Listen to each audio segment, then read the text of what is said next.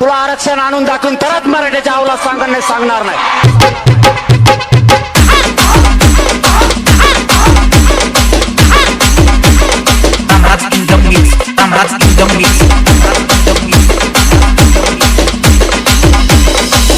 छाती ठोकून सांगतो ओबीसी साठी मी खोटा ठोकलाय.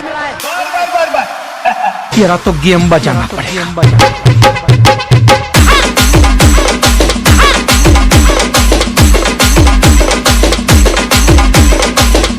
खोटा उठून जर नाही मिळला तरच मराठीच्या अवलाद सांगणार नाही.